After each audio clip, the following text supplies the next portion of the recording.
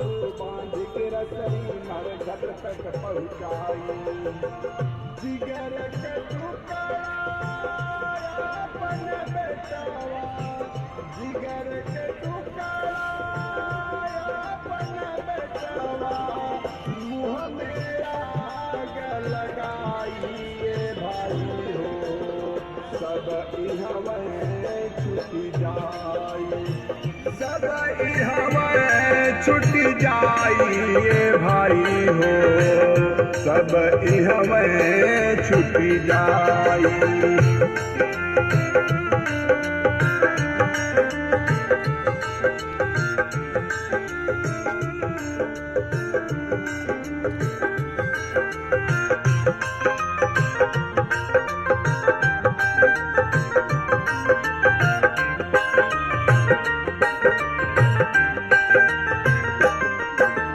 जियला पे ना मुँह से बोले मुहले आस बहाई, जियला पे ना मुँह से बोले मुहले आस बहाई।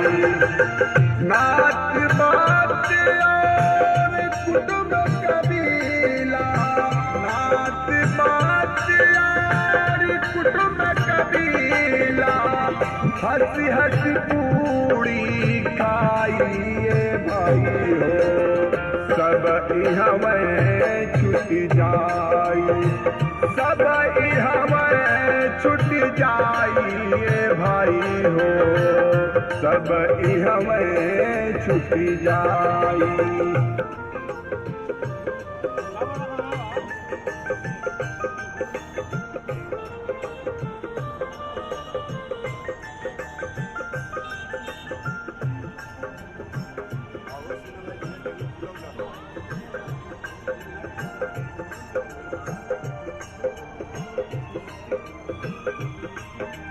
तेरह दिन में 8 आंसू सबके जाई ओराई, 13 दिन में 8 आंसू सबके जाई ओराई।